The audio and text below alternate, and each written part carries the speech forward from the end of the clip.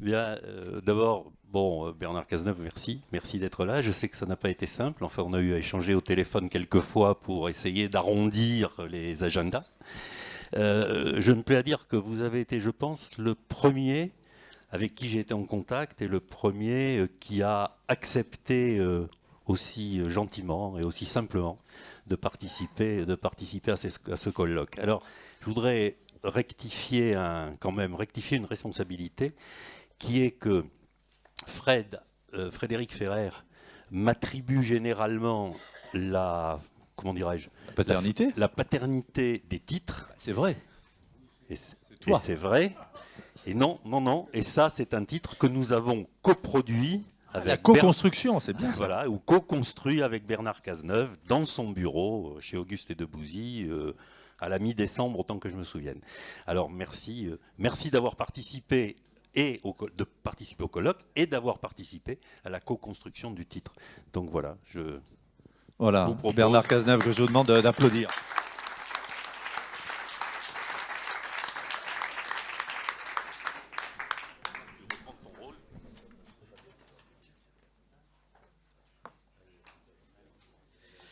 Bien, mesdames, messieurs, merci infiniment de m'offrir l'hospitalité de cette salle et de vos débats.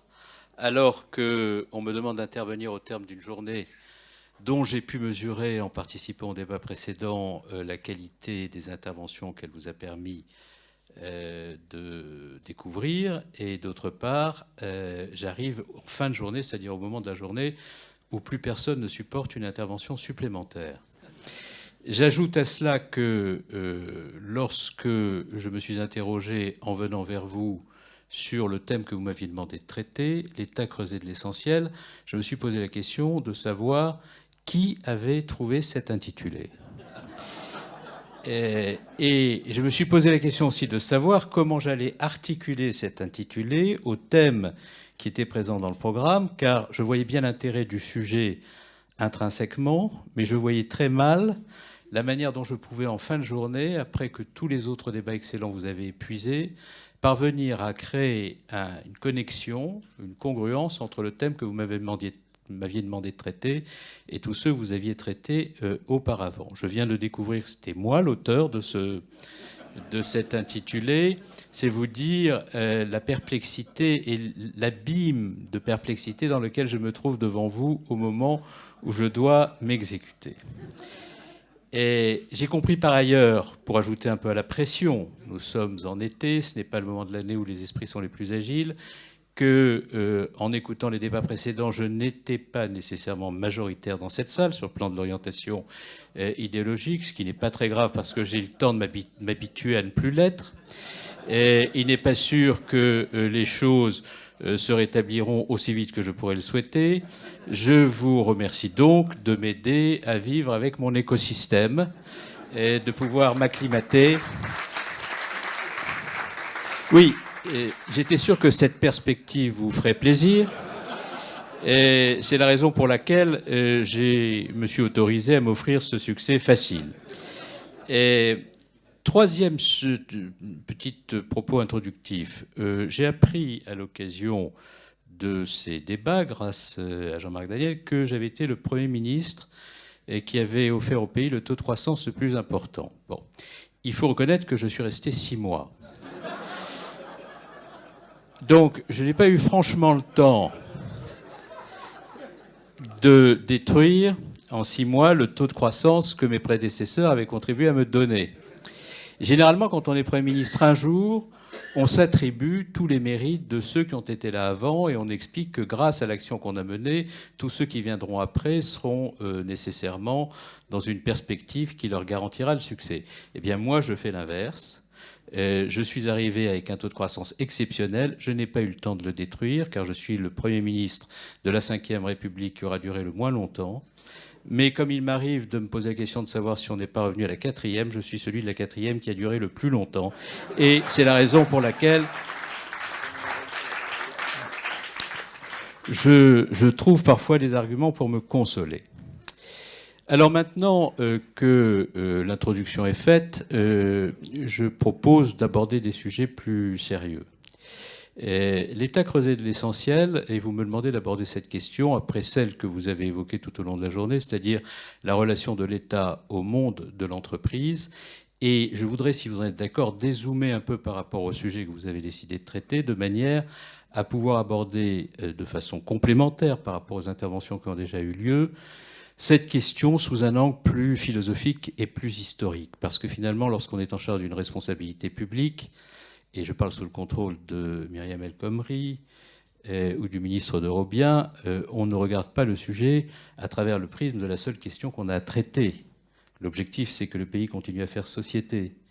Et que, continuant à faire société, on puisse maintenir en son sein un niveau de cohésion qui permette de faire les réformes utiles, de prendre les décisions qui doivent l'être, et de créer aussi les conditions pour que notre pays, qui a joué un rôle particulier dans l'histoire, qui a appris à tenir au monde le discours des valeurs que le monde, peu à peu, a appris à aimer de la France, pour reprendre l'expression de François Mitterrand, que l'on puisse donc, lorsqu'on est dans une responsabilité publique, avoir une vision globale qui permette, encore une fois, de continuer à faire société.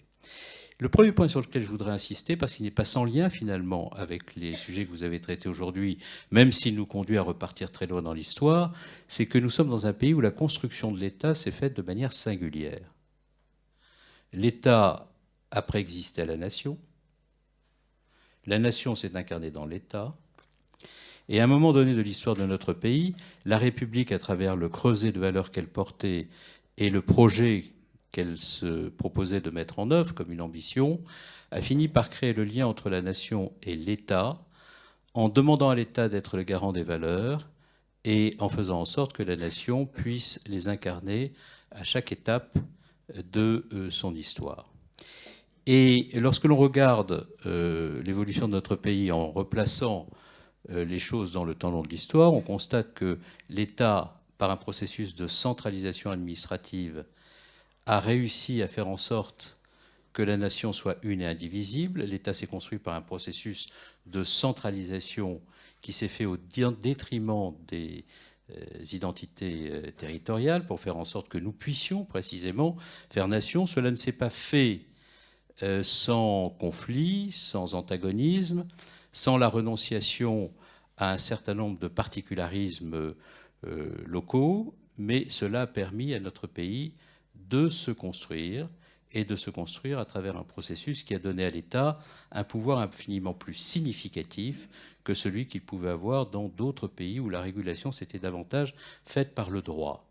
Je constate d'ailleurs, c'est un processus historique intéressant à regarder, qu'au moment où l'État montait en puissance comme un processus centralisateur, avec bien entendu ce moment historique particulier qu'a constitué la période napoléonienne, même si la construction de l'État préexistant à la nation est antérieure à la Révolution française, lorsque le processus de centralisation, de construction de l'État se cristallise, on voit l'État devenir aussi, c'est un processus historique qu'il faut avoir à l'esprit, le producteur de la norme de droit. Or, en France, l'État préexiste à la nation s'incarne dans l'État, et celui qui produit la norme par laquelle on régule, c'est l'État. Contrairement à d'autres pays qui sont des pays reposant sur d'autres traditions, la tradition de common law, c'est le juge qui, par l'appréciation qu'il porte sur les conflits qui se présentent à lui et la jurisprudence qu'il élabore, contribue autant que le législateur et l'État à faire le droit. Ce n'est pas dans ce processus que la France s'est inscrite. Deuxième élément sur lequel je voudrais insister, concernant le processus de construction de l'État, puisque le thème est l'État creusé de l'essentiel, c'est sur le fait que, après que ce dispositif assez long de construction de l'État à travers la centralisation et la norme édictée par l'État a eu lieu, nous assistons à une deuxième étape, qui est celle de la prise en main par l'État d'un projet de société que l'on appelle République, qui commence à s'affermir au début de la Troisième République, et qui repose sur cette idée que l'État doit créer les conditions d'un modèle de société dans lequel chacun a sa chance et dans lequel l'école est la pierre angulaire du dispositif de réussite et de promotion sociale. Et il faut beaucoup de volonté politique à l'État à ce moment-là D'abord pour divorcer de la monarchie. Je vous renvoie au très beau discours de Clémenceau face aux opportunistes au sens historique du terme, au sein du Parlement français, auquel il reproche de ne pas être suffisamment ardent dans la mise en œuvre de la laïcité et des grandes lois de la République, concernant l'école notamment, mais pas seulement, précisément parce qu'il considère que le temps que nous perdons à mettre en œuvre le programme républicain est un temps que les monarchistes peuvent utiliser à leur profit pour organiser le retour de la monarchie dans un pays dont les principaux leaders à l'époque pensent qu'il a besoin de s'inscrire durablement dans la République.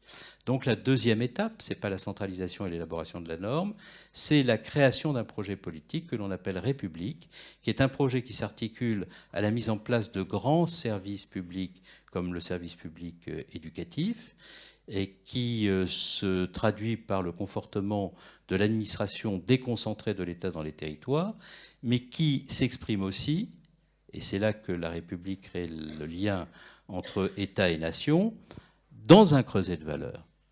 La laïcité, par exemple, qui est une valeur sur laquelle les opportunistes et les républicains radicaux vont s'affronter, est une valeur qui va inscrire très profondément au cœur du pays l'idée que l'on peut croire et ne pas croire, et dès lors que l'on a fait le choix de sa religion, que l'on est garanti de pouvoir l'exercer librement, parce que l'État protégera chacun qui a choisi en conscience sa religion en se tenant à distance de toutes les religions. Si l'État ne reconnaît aucune religion, ce n'est pas parce qu'il leur est hostile, c'est précisément parce qu'il considère que chacun doit pouvoir faire le choix librement de sa religion en étant protégé en raison du choix qu'il a fait. Bon. Donc ces valeurs, ces principes, fraternité, laïcité, respect de l'autre, sont des principes et des valeurs qui vont structurer la Troisième République et qui vont structurer la Troisième République jusqu'à la Seconde Guerre mondiale. Et puis arrive le choc de la Seconde Guerre mondiale et une troisième étape dans l'incarnation par l'État d'un certain nombre de principes et de valeurs, c'est le Conseil national de la résistance et l'émergence, après le processus de centralisation, la consolidation républicaine, de l'État-providence, c'est-à-dire de cette idée qu'il est indispensable que nous ayons en France des dispositifs assurantiels de solidarité dont l'État doit s'occuper et qui doivent permettre d'avoir de la cohésion sociale, parce que l'une des leçons de la Seconde Guerre mondiale, ce n'est pas la seule, et je conviens avec vous qu'elle peut être considérée comme un peu sommaire, c'est que beaucoup de tensions sociales, beaucoup d'inégalités, beaucoup de souffrances sociales peuvent conduire à des processus de dérèglement politique susceptibles d'aboutir au pire. Je ne dis pas que ce qui s'est passé pendant la Seconde Guerre mondiale procède d'un processus de déréliction sociale. Je dis simplement qu'une partie de ce qui s'est passé à ce moment-là, il y avait aussi la crise économique très profonde issue de la crise de 29, qui a conduit à des processus de fracturation sociale. Donc, Conseil national de la résistance, État-providence, entre l'avènement d'État-providence et la crise des années 70, je ne reviens pas sur la déclaration de Valéry Giscard d'Estaing, magnifiquement évoquée tout à l'heure par Jean-Marc Daniel. Je confirme en tout point ce qu'a dit Valéry Giscard d'Estaing à ce moment-là. Mais quand on le lui rappelle, il n'aime pas du tout. Donc je vous le signale, pour le cas où vous auriez à évoquer le sujet avec lui dans les prochains mois, ne lui parlez pas de ce moment, ni de cette déclaration. Mais entre l'État-providence et la crise des années 70, il y a une autre étape qu'on a tendance à occulter parce qu'elle est plus institutionnelle, constitutionnelle qu'économique, politique. Elle ne renvoie pas à ces mouvements de fond qui ont structuré l'histoire de notre pays. Je veux parler de l'avènement de la Ve République, qui pour moi est un moment déterminant dans la culture française de l'État, pour plusieurs raisons sur lesquelles je dis un mot. La première raison, c'est que pour la première fois, la République, grâce à l'action du général de Gaulle, a les institutions qu'elle mérite. Le général de Gaulle a eu cette très belle formule. Je n'ai pas voulu créer une nouvelle République. J'ai simplement voulu donner à la République les fondements qu'elle n'avait jamais eus. Bon, très belle formule, qui en même temps renvoie à ce qu'est la relation des grands hommes d'État avec l'histoire. Généralement, les grands hommes d'État qui font l'histoire ne se voient reconnus en raison de l'histoire qu'ils ont faite que longtemps après qu'ils ont disparu. Ce n'était pas tout à fait le cas du général de Gaulle, puisqu'il avait connu la la période de la guerre et avait démontré à la fois la puissance de sa vision et sa capacité à emporter tout le monde avec lui. Mais enfin, pour ce qui concerne les institutions de la Ve République, je ne suis pas sûr que beaucoup de Français, à l'exception de ceux qui s'intéressaient à la chose publique et qui avaient une excellente connaissance de l'histoire, je parle sous le contrôle de gaullistes historiques, aient bien lu le discours de Bayeux en 1946, et bien été conscient au moment où le général de Gaulle arrivait au pouvoir de ce qu'il allait mettre en œuvre sur le plan politique et institutionnel.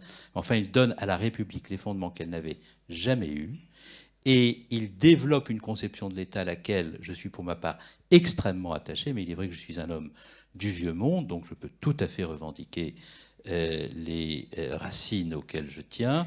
Je crois beaucoup, d'une part, à l'autorité de l'État, qui s'incarne dans une conception de l'État où celui qui gouverne ne fait pas tout, mais est assez sensible, pour reprendre l'expression de Montesquieu, que par la disposition des choses, le pouvoir arrête le pouvoir. Et je pense que si l'on regardait de façon très fine la manière dont le général de Gaulle a exercé la responsabilité du pouvoir, on se rendrait sans doute compte qu'il est certainement, parce qu'il avait cette dimension historique exceptionnelle, celui qui a été le moins intrusif dans les affaires du gouvernement par rapport à tous ses prédécesseurs, se concentrant sur l'essentiel et les grandes orientations et donnant le soin au gouvernement de s'occuper du reste. Et surtout, le général de Gaulle avait cette idée qu'il fallait gouverner le pays au-delà des partis, avec une très forte vision de l'intérêt général, adossée à la conviction que la France était plus grande que lui, ce qui, compte tenu de sa taille, était la démonstration qu'il avait... Pour moi, c'est plus facile à imaginer. Mais pour lui, c'était un effort conceptuel et c'était quelque chose qui était très profondément ancré au plus profond de lui-même. Et deuxièmement, sa conception de l'État reposait sur une conception de l'administration. De l'administration. C'est-à-dire cette idée que l'administration n'appartient pas à un clan, à un parti. Non pas qu'il ne lui soit pas arrivé de nommer des gens à lui, mais profondément, il pensait que l'administration était une permanence, qu'elle était intemporelle, qu'elle incarnait la permanence de l'État, et il ne serait pas venu à l'idée du général de Gaulle de concevoir un système des dépouilles à la française. D'ailleurs, si nous devions mettre en place un système des dépouilles à la française, ce serait la conception de l'État telle qu'elle nous vient des origines de la Ve République qui s'en trouverait profondément dénaturée. Je crois, pour ce qui me concerne, à la permanence de l'État. Je crois que l'État incarne une continuité par-delà les changements politiques et qu'il serait très mauvais de faire en sorte que l'État change de nature. Bien. Alors je dresse ce tableau un peu long, mais pour bien montrer que si l'État est en France causé de l'essentiel, et je crois qu'il l'est, c'est parce qu'à travers toutes les étapes historiques de construction de l'État, il a été amené à s'intéresser à tous les sujets qui concernent la vie de la société pour garantir le vivre ensemble, nonobstant la question de la seule économie. Et cela explique sans doute aussi la raison pour laquelle, pour des raisons qui tiennent à la relation de l'État à la norme, l'État en France a sur l'économie une prégnance qu'il n'a pas dans d'autres pays occidentaux ayant une économie dont la puissance est comparable. J'ajoute à cela un deuxième élément qui me paraît extrêmement important. Et pour reprendre l'expression d'Erza Suleiman, qui a beaucoup travaillé sur les élites en France et aux États-Unis, le processus de sélection des élites par les grandes écoles et de socialisation par les grands corps, adossé ou articulé au pantouflage, a conduit un très grand nombre de ceux qui avaient été sélectionnés, notamment par l'ENA, qui étaient passés par les grands corps où ils s'étaient socialisés, à tant pantoufler, et le gaullisme a aussi produit ça, reconnaissons-le, pour exercer des responsabilités éminentes dans la sphère économique. Et donc, nous avons eu pendant longtemps, en France, un capitalisme d'État. C'est l'État qui s'occupait du capitalisme. Et lorsque je regarde ce qu'ont été les grands patrons des années 60 et 70, et que je regarde leur parcours personnel, j'en vois très peu qui ne soient pas passés par les cabinets ministériels, qui n'aient pas commencé au ministère de l'Industrie, au corps des ponts, au corps des mines, avant que d'exercer des responsabilités éminentes à la tête des entreprises. C'est un phénomène très profond de la culture politique française, dont d'ailleurs on n'arrive pas à se départir, puisque j'en ai fait moi-même l'expérience. Nous sommes dans un pays désormais, petite parenthèse, et ce que je vais vous dire n'est pas politiquement correct, mais enfin, comme je ne fais plus de politique, je peux enfin me permettre de dire ce que je faisais déjà avant, exactement ce que je pense. Lorsque vous êtes en politique, vous ne pouvez plus exercer plus de 2 mandats à la fois, et vous ne pouvez plus en exercer plus de 3 consécutivement. Donc lorsque vous revenez dans l'entreprise privée, ce qui est tout à fait normal aux États-Unis, en Allemagne ou au Royaume-Uni, vous devez absolument rendre des comptes sur les liens qui vous unissent à vos fonctions passées, ce qui, bien entendu, est extraordinairement compliqué. Donc non seulement vous n'avez pas le droit de rester longtemps dans la fonction élective, mais quand vous arrivez dans le privé, vous êtes suspect. Moyennant quoi, je me pose la question de savoir si nous ne sommes pas en train de rétablir dans ce pays une sorte de suffrage censitaire où ne pourront exercer des responsabilités que ceux qui seront très riches, puisqu'ils ne prendront aucun risque en les exerçant. Et tous ceux qui ne seront pas très riches seront systématiquement suspects à un moment ou à un autre de leur parcours personnel. Quand ils seront dans la vie publique parce qu'ils rapprocheront du 3e mandat et qu'ils auront trop duré, quand ils passeront dans le privé après avoir trop duré, ils seront suspects d'avoir été dans le public. Donc finalement, il faudra être extrêmement riche pour pouvoir exercer des responsabilités publiques sans avoir à subir cette suspicion. Ce qui est d'ailleurs fort fâcheux, parce que c'est tout le contraire de ce qu'avaient voulu les Républicains à l'origine de la création de la République. C'est d'ailleurs la raison pour laquelle ils avaient voulu aussi que les parlementaires fussent très justement rémunérés pour éviter d'avoir à subir la pression de la corruption, mais surtout pour être libres et permettre à chacun d'exercer des responsabilités. Nous, au nom de la démocratie, nous sommes en train de rétablir, jour après jour, avec la plus grande bonne conscience, le suffrage censitaire. Alors, une fois que l'on a dit tout ça, je reviens à la table ronde précédente sur laquelle j'ai été beaucoup interpellé, pour en arriver à quelques considérations sur la situation où nous sommes et ce qu'il faudrait faire. Premier point, est-ce que l'État s'occupe trop des entreprises ? Est-ce qu'il y a une hostilité de l'État à l'égard des entreprises ? Et est-ce qu'il faudrait créer les conditions d'une société dans laquelle, pour reprendre l'expression de Jean-Marc Daniel tout à l'heure, la juxtaposition des intérêts serait la meilleure garantie d'accéder à l'harmonie ? Puisque c'est ainsi, je ne veux pas trahir votre pensée, que vous avez exprimé les choses. J'ai pour ma part le plus grand doute sur le fait que la juxtaposition des intérêts puisse garantir l'harmonie. Je pense qu'il faut que, et je regrette d'ailleurs que nous ne parvenions pas à réussir cet exercice actuellement, alors que l'ambition du président de la République était que nous dépassions un certain nombre de postures et de positionnements pour parvenir à ouvrir des portes et des fenêtres, ce que je comprenais et ce à quoi j'adhérais, mais j'ai peur que nous soyons en train de rater cet exercice. Pourquoi ? D'abord, premièrement, parce que je ne pense pas que notre pays puisse se moderniser aussi longtemps qu'il continuera à vivre sur des postures aussi dichotomiques que celles qui président au positionnement de ceux qui parlent sur la relation de l'État à l'entreprise et à l'économie. Lorsque j'étais ministre du Budget, je me souviens d'avoir eu énormément de visites de responsables d'entreprises venus me dire « si vous ne vous occupez plus du tout de nous, nous pourrons créer 1 million d'emplois ». Certains même avaient des pins. Je ne sais pas si Pierre est là, si Pierre Gattaz est là. Mais si je n'ai pas le temps de le voir parce que mon train partira trop tôt, dites-lui que je me souviens du pins et de ce discours. Et que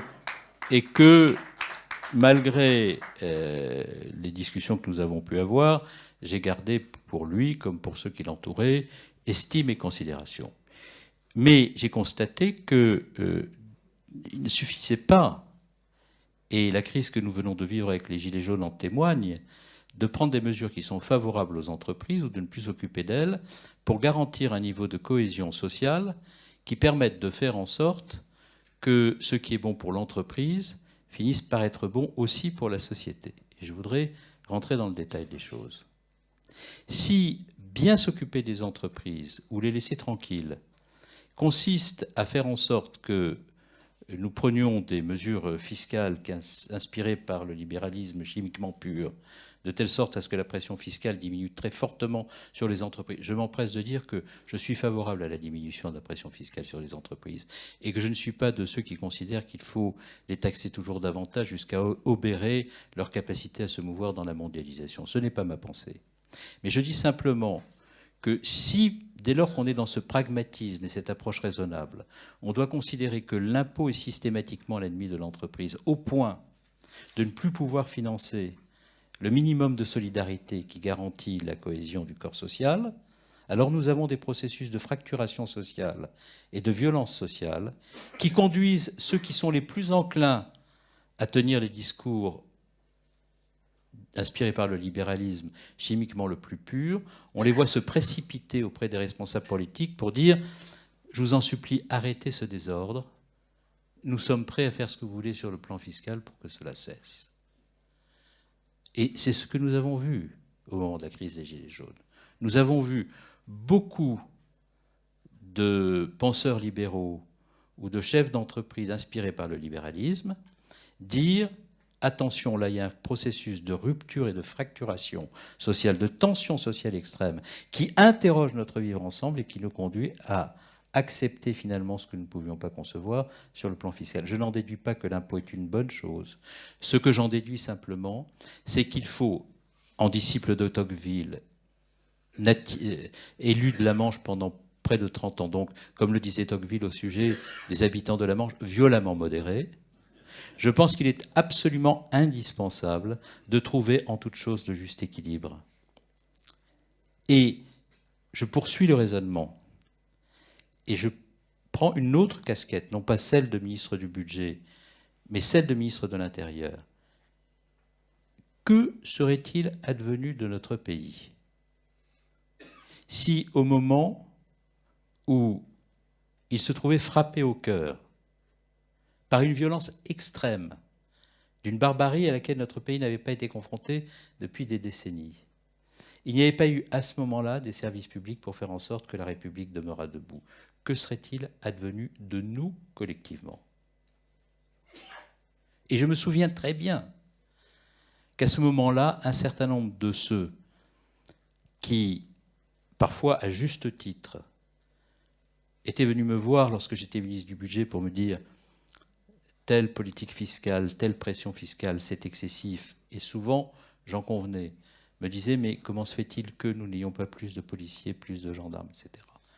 Et il est vrai que pour diminuer la dépense publique, dans une période antérieure à celle du quinquennat pendant laquelle j'ai exercé mes responsabilités, on avait supprimé dans la police et dans la gendarmerie 13 000 emplois.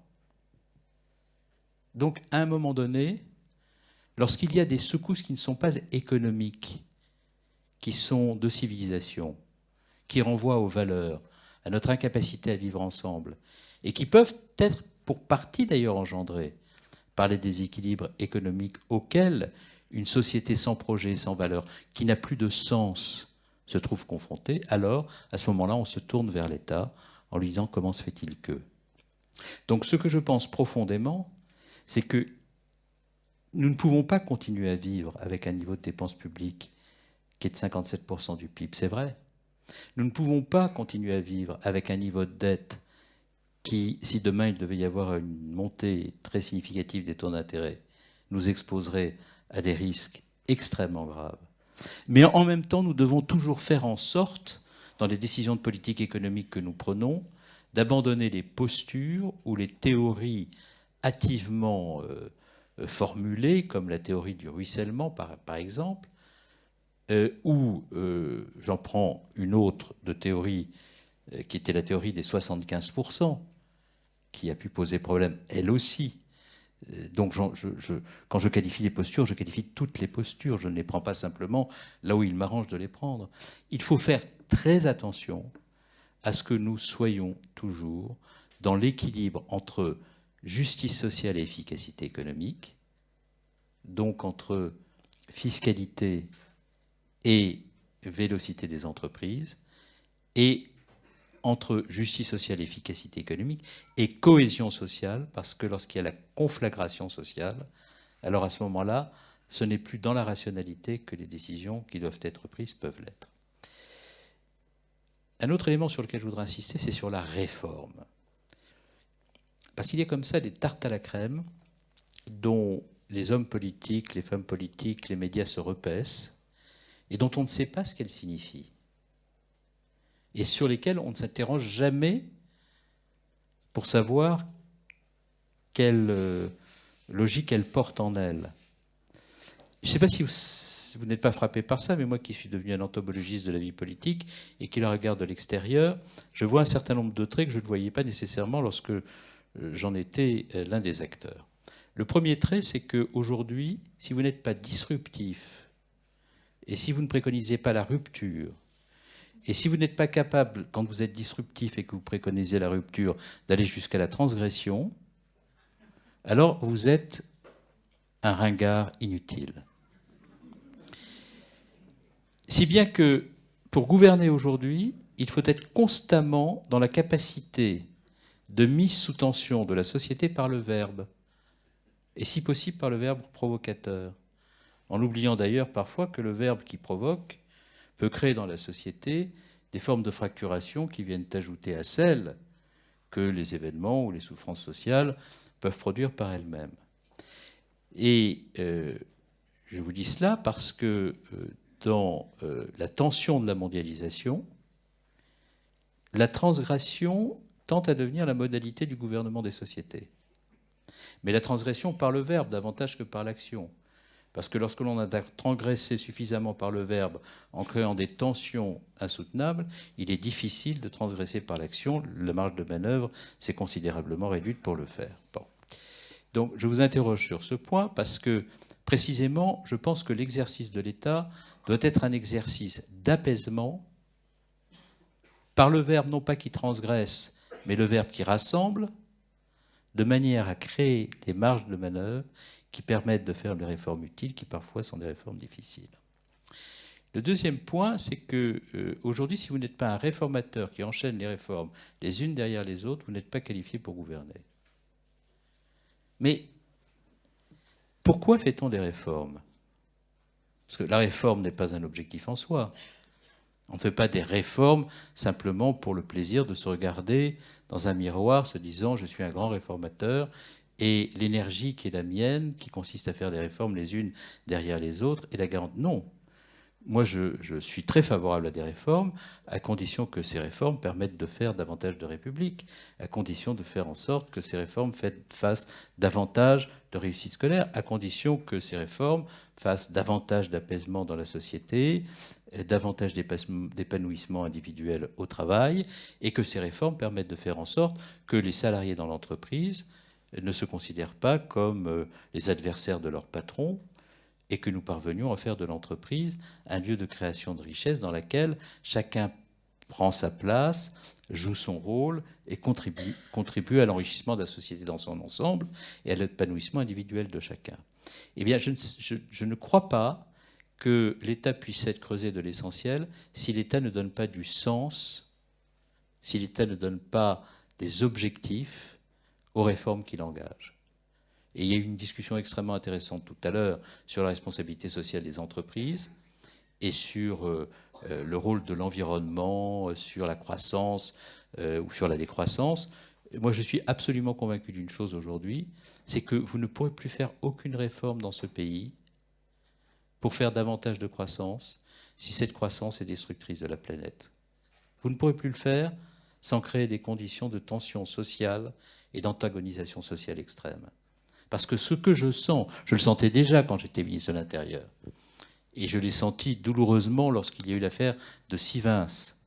Mais ce que j'ai senti à ce moment-là, c'est qu'il y a une jeunesse qui, contrairement à la génération à laquelle, pour une grande partie d'entre nous, nous appartenons, n'acceptera plus de vivre dans une société et sur une planète dont elle n'est pas sûre qu'elle pourra accueillir ses propres enfants. Ça change tout.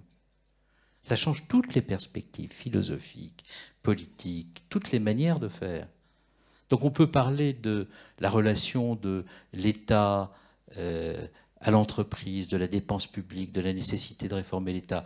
Mais si, à un moment donné, l'État creusé de l'essentiel ne parvient pas à donner un sens avec sa signification philosophique, éminemment politique aux choses, pour que les citoyens acceptent de faire le sacrifice de la réforme, parce que la réforme est toujours une remise en cause d'un écosystème, d'un confort, vous n'y arriverez pas. Donc, ma conviction profonde, c'est qu'il faut sortir vraiment des postures. Que pour sortir vraiment des postures, il faut d'abord, lorsqu'on exerce une responsabilité politique, être dans cette abnégation qui consiste à considérer que le pays et la cause pour laquelle on est là est infiniment plus grande que ce que l'on est soi-même. La deuxième chose qu'il faut faire, c'est créer les conditions de l'apaisement par le verbe pour donner à la réforme nécessaire la marge de manœuvre dont elle a besoin, parce que si le verbe et les décisions que le verbe porte tendent tout, on ne peut plus faire les réformes. Et la troisième chose, c'est, et je pense qu'on est dans cette période, si l'État ne parvient pas à rassembler le maximum de citoyens derrière lui pour que les nécessaires réformes qui permettent de vivre ensemble ne donnent pas un sens, une direction profonde, philosophique, alors nous n'y arriverons pas.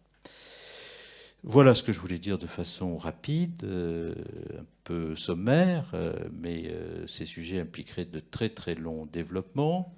Et j'ai compris dans la présentation de la soirée qu'il y a une partie œnologique avec Pierre Gattaz après mon propos, donc je sais que finalement la vérité est dans le vin. Et donc, je ne vous ai pas vous priver de la dernière étape de cette soirée. Et je vais m'arrêter là en répondant, bien entendu, à quelques questions et, bien entendu, à quelques contestations. S'il y en a, j'en serais ravi.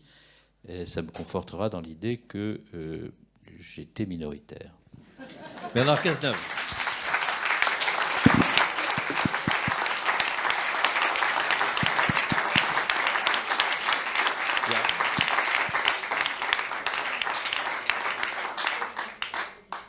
Bon, merci d'avoir traité ce sujet dont vous étiez l'auteur, donc je le redis. Mais moi, j'ai beaucoup aimé sur la fin ces remarques sur les réformes et sur le discours. Parce qu'il y a quelque chose qui me frappe, alors je ne sais pas si vous allez partager ce point de vue, mais c'est ce phénomène qu'on rencontre maintenant depuis quelques années au fil des campagnes électorales et qui aboutit à cette sacralisation de la promesse électorale. Je trouve ça assez extraordinaire. Bon, moi j'ai vécu la période où de toute façon on me disait les promesses électorales n'obligent que ceux qui les écoutent. Et aujourd'hui, en sens inverse, je suis frappé par le fait que chaque fois qu'un responsable politique annonce une réforme, on dit « Ah, c'était dans ses promesses électorales. Ah, c'était sa troisième promesse électorale. » Ou alors « Ah, ça n'était pas dans ses promesses électorales. » Et je trouve cette sorte à un moment donné, ce phénomène de sacralisation qui fait que du coup, il n'y a plus aucun moyen de tenir compte de la réaction de l'opinion à un moment donné, parce qu'alors là, on recule. Il recule sur une promesse électorale qui a été faite. Alors je ne sais pas ce que vous pensez de cette idée de sacralisation excessive de la promesse. Je pense qu'il ne peut pas y avoir de politique s'il n'y a pas la sacralisation de la parole tenue. Mais la parole tenue n'est pas la promesse. Et je m'explique. Moi, je suis, je vous l'ai dit, sur le plan des institutions, de la conception de l'État, assez gaulliste. Mais pour bien accroître mon enracinement dans le monde ancien, je suis sur le plan de l'exercice de la politique dans la relation qu'elle engendre entre celui qui porte une parole publique et le citoyen, mendésiste. J'ai été très impressionné par l'apport de Pierre Mendès France à la pensée politique française et à la République dans un contexte où celle-ci était quand même très malmenée sous la 4e République. Bon. La République moderne, c'est quoi et quel est l'apport de Mendès à la vie politique française? C'est cette idée qu'un homme public ne peut pas aller devant les citoyens sans avoir pesé très rigoureusement son propos, sans avoir évalué et expertisé la totalité des propositions qu'il fait, et sans être en situation de faire la pédagogie de l'action publique qu'il doit à ceux auprès desquels il sollicite la confiance. Mais ça, c'est la sacralisation de la parole. C'est une exigence que celui qui porte la parole publique doit avoir à l'égard de lui-même.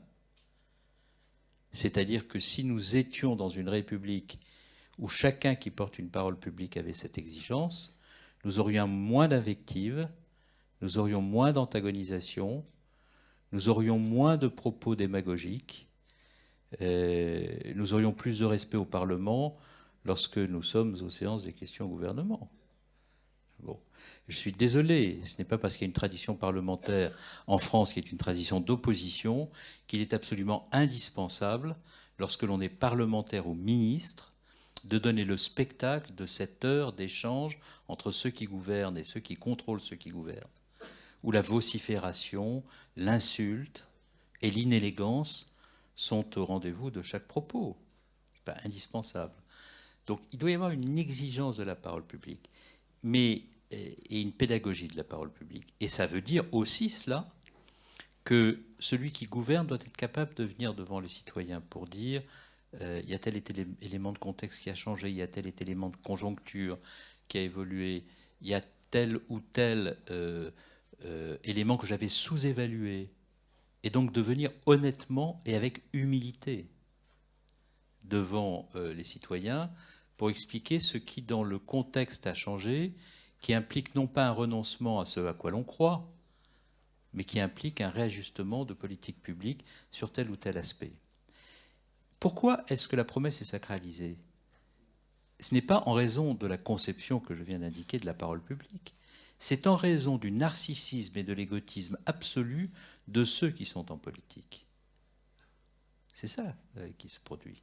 Les chaînes d'information en continu, la numérisation, le spontanéisme numérique qui conduit à base de fake news ou à base d'insultes ou à base de mise en cause, à soumettre celui qui exerce une responsabilité publique à une pression psychologique constante qui le fragilise. Bon. Soumet les hommes politiques à la tentation narcissique permanente.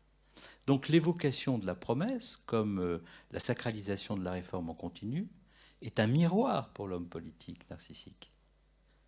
Et c'est en même temps une nécessité, parce que la pression numérique et la pression des chaînes d'information en continu est telle que si vous n'avez pas une idée par jour qui chasse celle que vous aviez la veille et qui vous permet d'échapper au jugement des Français, vous vous noyez dans ce... vous êtes perdu. Donc, Sarkozy avait parfaitement théorisé ça. Chaque jour, une nouvelle promesse qu'il faut oublier la précédente. Et donc, bien entendu, vous évoquez constamment vos promesses. Mais vous voyez quelle est la logique de tout cela. Donc, moi, je suis très préoccupé de cette narcissisation et je pense qu'il faut réhabiliter, et je pense donc que la promesse est le culte de la promesse tenue est révélateur de ce processus de narcissisation, et je préfère au culte de la promesse tenue la pédagogie de la parole publique. C'est différent. Oui, Lionel Prudhomme, donc directeur de l'école JS. En fait, je trouve que vous posez un débat, vous avez fait un exercice, j'allais dire, pédagogie politique devant nous. Et ma question va être violemment modérée pour essayer de me mettre à votre diapason. Je pense que le débat politique servirait effectivement, enfin votre propos servirait le débat politique s'il était lié à une confrontation avec d'autres hommes politiques qui pensent différemment de vous et qui posent ce débat d'une manière violemment modérée pour essayer de dégager quels sont les caps et les alternatives possibles d'un pays qui vit sous la contrainte financière de 56 ou 57% de sa dépense publique, et puis d'un certain nombre de réformes qui n'ont peut-être pas été portées au moment où il le fallait, donc elles sont plus radicales au moment où il faut les faire. Donc pourquoi en fait cette pédagogie politique que vous avez développée devant nous, on ne peut pas le faire avec plusieurs hommes politiques de camps différents, proposant des alternatives différentes. Et Pierre Mendès France n'avait pas peur du débat. Donc comment expliquez-vous finalement qu'on n'arrive pas à avoir cette confrontation politique en France depuis quand même un certain nombre d'années, qui soit violemment modérée, mais qui montre en fait des alternatives réelles pour le pays ?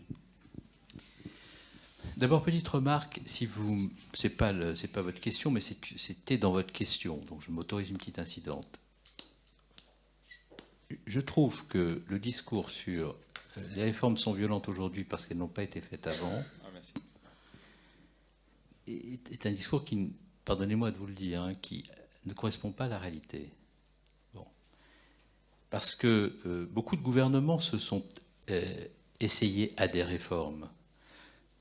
Et parfois, certaines ont donné des résultats, d'autres moins. Mais je me souviens, par exemple, je vais prendre des exemples sous des gouvernements très différents. Lorsque Nicolas Sarkozy et François Fillon mettent en place la révision générale des politiques publiques. Bon. On a souvent dit la révision générale des politiques publiques, notamment la gauche, c'est le non-remplacement d'un départ en retraite sur 2. Bon. En réalité, la révision générale des politiques publiques, c'était ça, mais ce n'était pas seulement ça. C'était beaucoup plus compliqué que ça. Il y avait, par exemple, au ministère de la Défense, une volonté de recentrer toutes les missions sur l'opérationnel, de mutualiser les missions de soutien. Donc il y avait, par exemple, au ministère de la Défense, mais c'était le cas dans d'autres ministères, un travail extrêmement approfondi de réflexion sur la réforme de l'État. Moi, j'ai été réservé sur cette révision générale des politiques publiques dans un certain nombre de ministères, mais vous ne m'avez jamais entendu dire, lorsque j'étais dans l'opposition, que cette réforme, dans sa globalité, dans son esprit, était à jeter à la poubelle, qu'il n'y avait rien à en faire. Donc là, il y a une réforme. Quand Nicolas Sarkozy s'est retrouvé confronté à la crise financière de 2008, bon, s'il n'y avait pas eu l'énergie de Nicolas Sarkozy, les décisions qu'il a prises pour jeter les fondements de l'union bancaire, que sous le quinquennat de François Hollande, nous avons réussi à mettre définitivement en place, la situation économique et financière de l'Europe aurait été infiniment plus grave qu'elle ne l'est. Lorsque j'étais ministre de l'Intérieur et qu'il a fallu en l'espace de quelques mois mettre en place un contrôle aux frontières extérieures de l'Union européenne, créer Frontex, modifier le code frontière Schengen pour assurer le contrôle aux frontières extérieures de l'Union européenne, y compris des ressortissants qui bénéficiaient de la libre circulation, il a bien fallu faire ces réformes. Bon. Donc, que ce soit la gauche, quoi qu'on pense de des premières années sur la fiscalité des entreprises, qui ait mis en place le pacte de responsabilité et le CICE qui correspondent à un allègement de charges de près de 40 milliards d'euros sur les entreprises. D'ailleurs, si vous voyez Pierre tout à l'heure, demandez-lui ce qu'il pense du CICE. Au début, il me disait c'est trop compliqué, il vaut mieux un allègement de charges. Et quand on a proposé l'allègement de charges, ils ont plutôt considéré que le CICE avait des avantages. Bon, donc, et cette réforme était une réforme pour la gauche, c'était une véritable perestroïka. D'ailleurs, ça lui a coûté le pouvoir. Le mouvement de tous les frondeurs, etc., sont nés de ce choix qui a été fait de mettre en place ce pacte de compétitivité.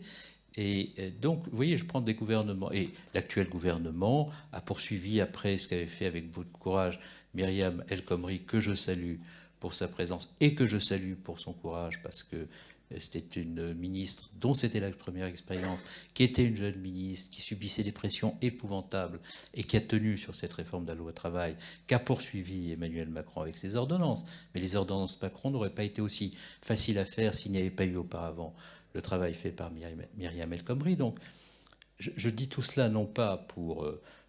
chaque gouvernement a ses mérites. Et il est faux de dire que, quand j'entends certains dire qu'il y a eu des années où il ne s'est rien passé, et tout d'un coup, quelque chose de nouveau arrive, qui efface tous les errements des décennies précédentes. Je dis que c'est un peu plus compliqué que ça. Non. Mais comme votre question me donne l'occasion de dire quelque chose qui me fait plaisir, j'en profite. Aussi, parce que à la limite, ces exercices sont aussi là pour faire passer quelques messages. Bon. Alors ensuite, pourquoi est-ce qu'on ne parle pas entre nous de façon apaisée, etc. Parce que ce n'est pas la culture politique française. La culture politique française, c'est une culture de la confrontation. Et c'est une culture de la confrontation jusqu'à la Révolution. Et moi, je ne suis pas de ceux qui considèrent que la Révolution a été funeste. La Révolution française a apporté beaucoup de choses. Mais je pense que, à force de ne jamais dialoguer avec son histoire et de considérer que l'histoire est devenue une discipline secondaire parce que seule l'économie est devenue un exercice fondamental, on finit par pas être capable d'interroger ce qui dans l'histoire constitue des césures fondamentales qu'on aurait intérêt, comme quand on fait une psychanalyse, à intérioriser pour pouvoir les dépasser. Eh bien, nous n'avons jamais réussi à dépasser cette culture de la confrontation. Jamais. Jamais. Et c'est fort regrettable. Parce que l'une des raisons pour lesquelles les réformes difficiles sont plus difficiles dans ce pays qu'elles ne le sont ailleurs, c'est parce que ce pays est un pays de posture et de confrontation. Et c'est un pays d'antagonisation et de confrontation autour des postures. Et si je vous disais ce que je vous disais tout à l'heure sur la nécessaire parole qui doit éviter que cette confrontation ne perdure, c'est parce que je pense qu'il n'y a pas de modernisation de la société française autrement que par une autre relation à la parole publique. Mais ça, les Français préfèrent le vacarme. Ils aiment, surtout quand ils sont en politique, le tohu-bohu. Ils aiment la confrontation à coups d'invectives, de remise en cause. Moi, je déteste totalement ça. Je pense que ça ne sert à rien et que la seule chose qui serait utile, c'est que nous remettions au cœur du pays cette exigence de pondération. La pondération, pas une mollesse, la pondération. La pondération, c'est une précision. La pondération, c'est l'obligation dans laquelle vous vous trouvez de faire passer par un chat d'aiguille toute l'énergie, parfois inspirée par les instincts qu'il y a en vous, pour faire en sorte que ce que vous disiez soit digne. Donc la pondération, ce n'est pas une mollesse, c'est le contraire, c'est une exigence. Donc je crois aux vertus de la pondération, beaucoup, et je ne vois que le vacarme, et donc je m'en inquiète, beaucoup. Merci, Monsieur le Premier ministre.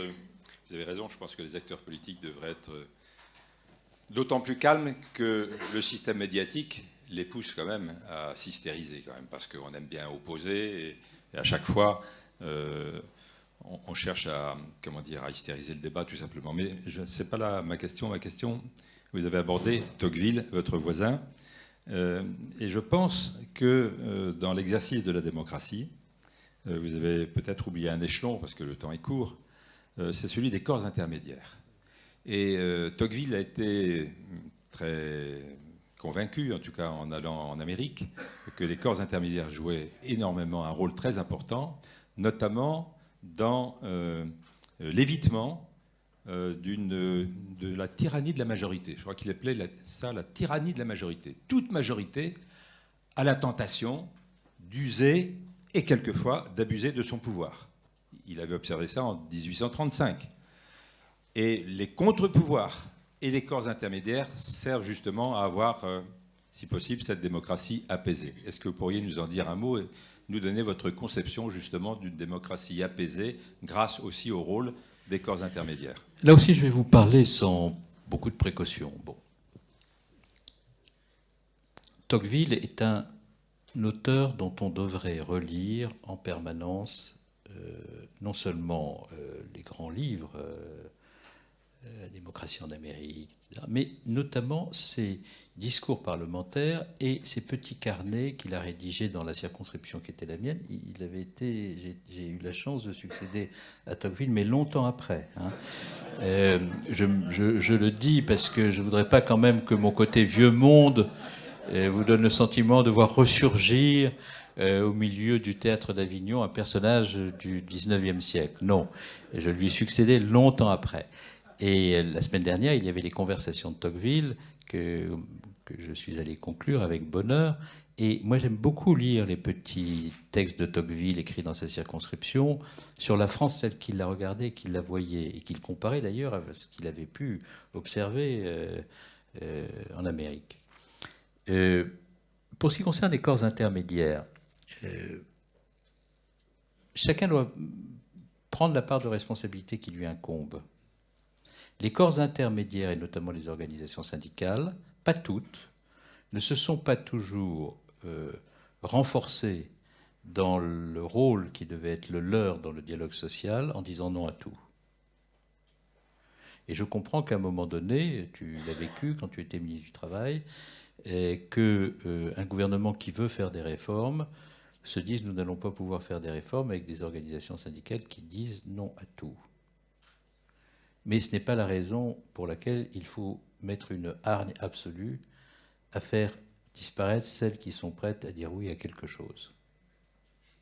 Parce que si on finit par considérer qu'on ne peut faire des réformes dans un pays que dans la verticalité de la relation entre ceux qui décident et ceux qui ont à constater ce qui est décidé, alors l'énergie que l'on doit coaliser, que l'on doit galvaniser, que l'on doit rassembler pour faire les réformes utiles, devient beaucoup plus difficile à rassembler. Et donc, il n'y a pas de réforme possible sans corps intermédiaires. Et il n'y a pas de corps intermédiaire qui soit fort, qui n'accepte d'engager un dialogue apaisé avec ceux qui gouvernent. Un dialogue apaisé avec ceux qui gouvernent quand on est représentant d'un corps intermédiaire, ça ne veut pas dire être prêt à faire des compromis qui aillent à l'encontre de ce à quoi l'on croit. Un dialogue apaisé, ça veut dire prendre le temps qu'il faut pour aboutir aux compromis qui permettent de se retourner vers ses mandants pour dire que l'on a fait œuvre utile. C'est aussi être capable, comme le disait Emmanuel tout à l'heure, en tout cas j'ai compris que c'était le message qu'elle voulait envoyer, que lorsque des dispositions arrivent qui permettent sur de multiples sujets d'engager des dialogues pour faire prospérer et progresser la collectivité que constitue l'entreprise, ne pas saisir cette occasion-là pour pouvoir pousser son avantage le plus loin possible serait une erreur. Donc, il n'y a pas de réforme, il n'y a pas de cohésion sociale, il n'y a pas de compromis possible dans la négation des corps intermédiaires. Et il faut faire très attention à ce que la verticalité n'aboutisse pas au court-circuit. Je comprends, encore une fois, je dis ça, moi je comprends très bien la volonté du président de la République actuel, comme de certains de ses prédécesseurs, de faire des réformes. Je comprends très bien l'énergie qui préside à son action. Là n'est pas ma critique. Ma critique, elle peut être sur le contenu des réformes. Et, par exemple, je le dis très clairement, et je pense que je vais choquer beaucoup d'entre vous ici, peut-être, mais ce qui se passe actuellement sur l'assurance chômage me paraît très injuste et pas bon. Parce que de nature à créer des fracturations inutiles. Et qu'il vaut mieux laisser les organisations syndicales prendre un peu plus de temps pour aboutir à un bon accord. Et elles ont été capables de le faire en avril 2016, donc elles doivent être capables de le faire aujourd'hui, plutôt que de créer des crispations inutiles. Mais bien entendu, pour faire ça, il faut que les organisations syndicales aussi soient capables de dire oui. Non pas oui à ce que veut le patronat, mais oui à une discussion. Et c'est ça, la décrispation. Il faut aboutir à ça, parce que sinon, nous ne parviendrons pas à faire les réformes utiles. On a une dernière question qui va amener une très courte réponse aussi, parce que Pierre nous attend pour trinquer avec vous, Monsieur le Premier ministre. Vous l'avez prévenu que je n'ai pas mon pins. Bonsoir à vous. On a parlé tout à l'heure de l'entreprise à mission. Je pense que l'État est la plus grande entreprise à mission. Quel est votre regard sur l'État employeur, au regard de la police, de la santé, de l'éducation, et souvent les débats entre, finalement, on impose à l'entreprise un certain nombre de règles, de contraintes, et finalement, l'État n'est pas forcément exemplaire. Donc, quel est votre regard aujourd'hui sur l'État, entreprise à mission ? Mon regard est plus nuancé que ce que votre question me laisse à penser de ce que vous pensez vous-même. Je m'explique. Ne soyez pas trop dur avec l'État dans sa capacité à faire face à un monde qui change et qui connaît des épreuves et qui impose à ceux qui sont dans le secteur privé, dans l'entreprise, des épreuves. Pardonnez-moi de reprendre cet exemple, mais enfin, je vais prendre des exemples que j'ai vécus de près. Dans la nuit du 13 novembre, s'il n'y a pas l'État, avec des gens qui ne dorment pas, qui sont partout, des policiers qui rentrent dans le Bataclan, qu'est-ce qui se passe ? Et moi, je suis parti. Ce que je vous dis là, c'est pas du tout un propos complaisant et encore moins un propos démagogique, mais c'est un propos profondément sincère qui vient de l'expérience qui fut la mienne et que j'emporte avec moi. Jamais je n'oublierai ce qu'ont fait ces fonctionnaires pendant cette période. Jamais. Et les fonctionnaires des hôpitaux, de la fonction publique hospitalière qui ont soigné, jamais. Jamais. On les avait préparés à faire face à des situations difficiles, mais on ne les avait pas préparés à ces épreuves, et ils les ont assumées en montrant ce qu'il y avait de plus exigeant professionnellement en eux, mais aussi ce que leur humanité les conduisait à faire en se surpassant en raison de l'idée qu'ils avaient de leur mission. Bon. Donc, on ne peut pas dire bravo à toutes ces personnes, puis ensuite oublier parce que le temps passe. Non, c'est aussi ça la fonction publique française. Hein, c'est aussi des enseignants qui enseignent dans des... Moi, j'ai un frère qui est enseignant, et il est dans des quartiers difficiles, c'est pas toujours simple pour lui. Il a exercé longtemps dans des conditions compliquées. Bon, c'est éprouvant. Bien. Et puis il y a aussi une fonction publique qu'on doit réformer et qui ne s'est pas réformée suffisamment vite. Non pas se réformer simplement pour faire en sorte qu'on passe de 57 à 47 de dépenses publiques, même si on doit maîtriser les dépenses publiques, on doit aller dans cette direction, mais qui doit se réformer pour que le consentement à l'impôt, parce qu'il y aura toujours un impôt, soit suffisamment fort pour que la démocratie n'en pâtisse pas. Et ce qui fait, par exemple, j'étais en Scandinavie ces dernières heures, j'ai beaucoup travaillé sur lorsque j'étais ministre du budget, que j'ai essayé de réfléchir à la réforme de l'État au modèle danois. Vous avez un taux de dépenses publiques beaucoup plus important qu'en France. Et vous n'avez pas un Danois qui demande à cesser de payer des impôts. Pourquoi ? Parce que vous avez une qualité de service public, qui est la raison même d'être de l'État. Donc moi, je suis favorable à une grande réforme de l'État, mais à une grande réforme de l'État dont l'objectif commencerait par faire la part de ce qui doit relever de l'État dans ses missions de service public, qu'on tombe bien d'accord sur le périmètre, qu'on tombe bien d'accord sur le fait que dans le périmètre, on a décidé qu'il devait se maintenir, les services publics montent en gamme, et que l'objectif partagé de cette montée en gamme conduise à des réformes structurelles à l'intérieur des services pour faire en sorte qu'on puisse articuler maîtrise du service public avec qualité du service public et consentement à l'impôt. Sinon, la crise des Gilets jaunes ne sera le prolégomène d'une conflagration plus grande encore. Donc, tout ça sont des sujets fondamentaux. Bernard Cazeneuve. Merci Merci beaucoup.